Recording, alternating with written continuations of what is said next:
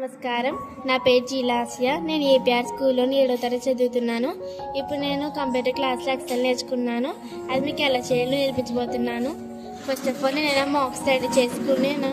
తర్వాత total, average, minimum, maths ఎలా చేయాలో నేర్పిస్తాను. టోటల్ ఎలా చేయాలంటే అన్ని సబ్జెక్ట్స్ సెలెక్ట్ చేసుకుని ఆటో సమ్లోకి వెళ్ళి సమ్ క్లిక్ చేస్తే టోటల్ వచ్చేస్తుంది.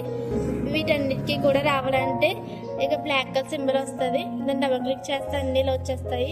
యావరేజ్ ఎలా చేయాలంటే ఈజ్ ఈక్వల్ టు నొక్కి టోటల్ బై 6 నొక్కి ఎంటర్ చేస్తే ఇలా వచ్చేస్తుంది. వీటన్నిటి కూడా రావాలంటే సేమ్ దీనిలాగే డబుల్ క్లిక్ చేస్తే అన్నిలో వచ్చేస్తాయి. మినిమం ఎలా చేయాలంటే is equal to MIN click చేసి షిఫ్ట్ పెట్టుకుని బ్రాకెట్ నొక్కి ఆల్ సబ్జెక్ట్స్ సెలెక్ట్ చేసుకుని ఎంటర్ నొక్కితే మినిమం వచ్చేస్తుంది. వీటన్నిటికీ కూడా రావాలంటే దీన్ని పట్టుకుని డబుల్ క్లిక్ చేస్తే అన్నిలు వచ్చేస్తాయి.